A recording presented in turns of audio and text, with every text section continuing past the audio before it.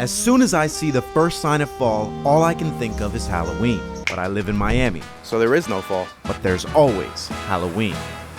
As a low-budget filmmaker, I'm always looking for the perfect formula, creating an idea so good that the entire world changes. And in 1978, John Carpenter did just that. But what makes Halloween so special? How did a group of 20-somethings spawn a franchise that lasted over 40 years? To understand the legacy that this film created, we must first understand the horror of simplicity.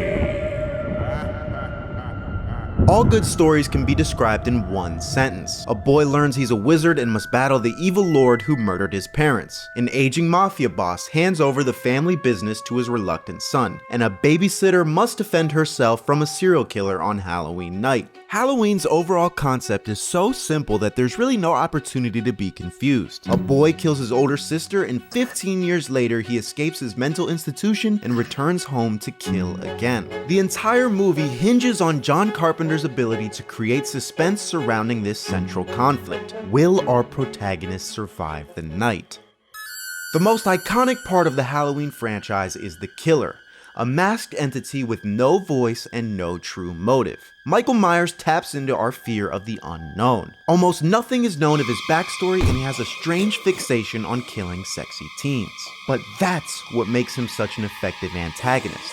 We never know the why. Death is all around us, and sometimes it strikes at random. This is what Michael Myers is meant to represent. The person behind the mask is irrelevant to what makes them scary. See?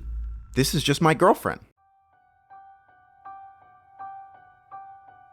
What makes Halloween a classic film is its ability to create a tense atmosphere, and that's really not as difficult as it sounds. Halloween uses a lot of slow-moving shots to create suspense. This, combined with a creative use of foreground and background, makes it feel like our protagonist is always being watched, and always in danger. But these are all relatively simple filmmaking techniques that don't require any additional resources. Halloween doesn't use CGI or have overly elaborate kills, it's just a realistic setting that most viewers can identify with, either from the kid's perspective, the babysitter's perspective, or the horny teens. Hell, even the iconic theme song is simple, with a progression of notes that even a beginner could pick up. Halloween is such an effective horror movie because it doesn't overcomplicate things. It knows what scares an audience and sticks to these principles.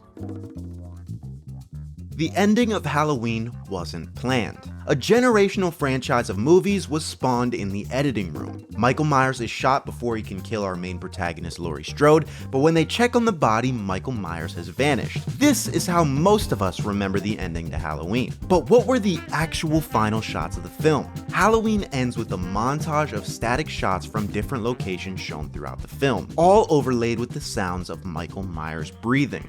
While this isn't the shocking final moment that most people attribute to Halloween's ending, I'd argue it's the most effective part of the film. It visually shows all of the different places Michael Myers could be, ultimately communicating the idea that he could be stalking us from anywhere, further accentuating the story, further accentuating the killer, and further accentuating the atmosphere that this film has created. And it does all this with 7 static shots and the sound of breathing. It doesn't get any simpler than that. 3, 2, 1.